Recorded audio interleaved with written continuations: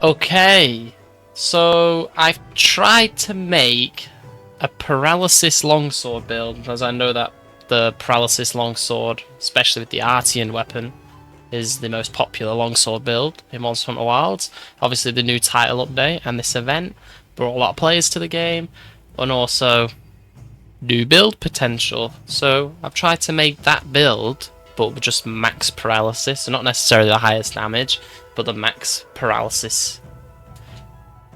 So these are our equipment skills. We have level 4 critical boost. Sorry, level 3. Level 3 critical draw. Level 3 critical status. Level 5 weakness exploit. Level 5 constitution, just because it looks nice. Level 4 agitator for that damage. Level 3 coalescence for the paralysis build up. Level 3 antivirus for our crit. Level 1 in burst, just because that is OP. Set bonus, we've got Gormagala for the critical. We're using the Lala Ornithocaton. Probably butchered the shit out of that name. That's what we're using. Rarity 8 Lala Brianna Longsword. It has the highest paralysis in the game at 250 and 15% affinity, and it gives us critical draw level 2 and critical status level 1. For our headpiece, we're using the Numinos Crown A, which is the Zoshia helmet for 1 in agitator, 2 recovery speed, and the gem slots that it gives. For our chest piece, the Arc Vulcan Mail B for weakness exploit 1 and the gem slots. Arms, G Vulcan Vambraces B for the 2 in weakness exploit. We don't care about the gem slots here, that's why we've just filled them for less stamina drain. And then waist and legs Gormagala for the set bonus, and the gem slots on the waist are very good, and the legs allow you to get max antivirus just from one piece. And then the talisman, weakness exploit, level 2, with a corrupted mantle for the maximum amount of damage. Then for our decorations, critical jewel level 3 here, crit status jewel level 2, draw jewel level 1. For our helmet, challenger jewel and phoenix jewel. Chest piece, challenger jewel and phoenix jewel. Gauntlets, physique, physique, physique, physique. Waist, challenger jewel and phoenix jewel. And boots, chain jewel and 2 sane jewels.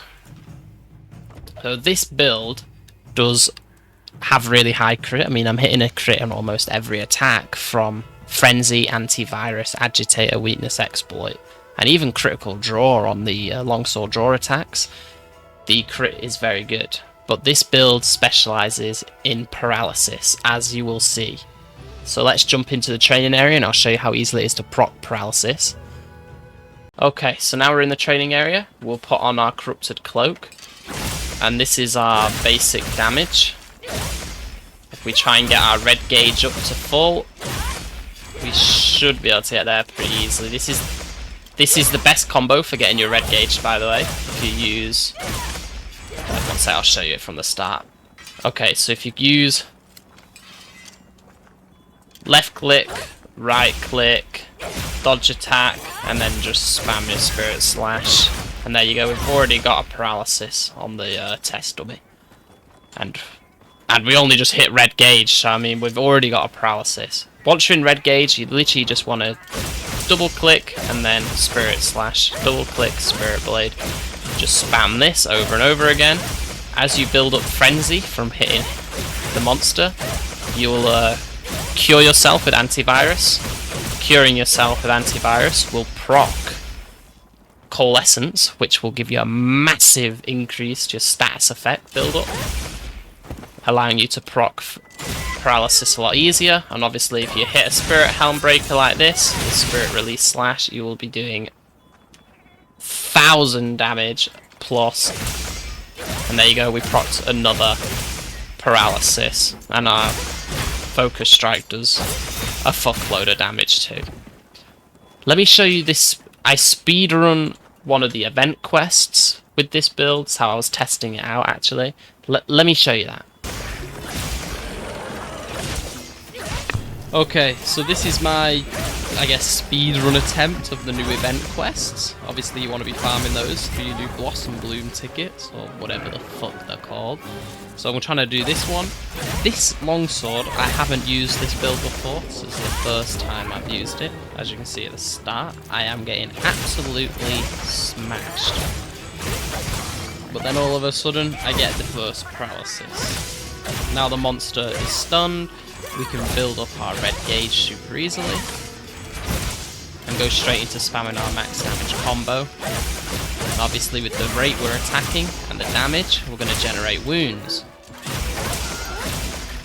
The longsword has a really good focus strike for popping these wounds, and there's our second paralysis. The wounds exploding, just 100 plus damage on a single explosion. There's another wound already. And another one.